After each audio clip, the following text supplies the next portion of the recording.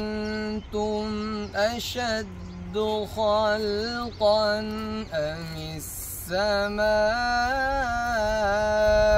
بنيها رفع سمكها فسويها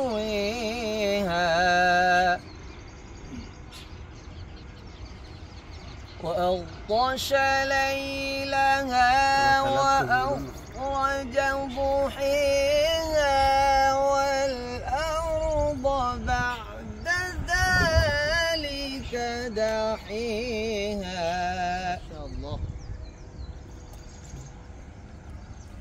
والأرض بعد ذلك دحيها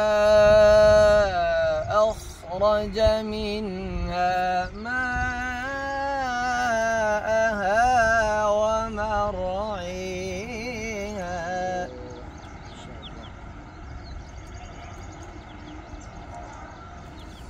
أخرج منها ماءها ومرعيها والجبال أرسيها متاعا لكم ولأنعامكم.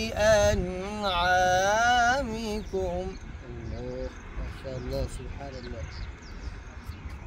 أخرج منها ماءها ومرعيها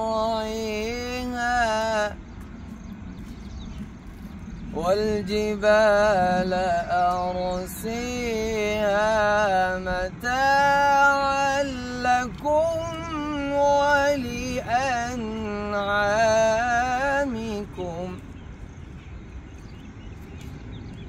فإذا جاءت الطامة الكبرى يوم يتذكر الإنسان ما سعي وبرزت الجحيم لمن يرى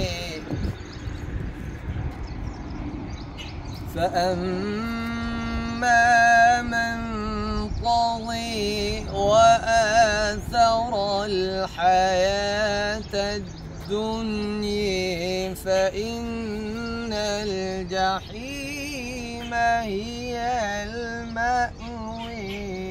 ما شاء الله سبحان الله.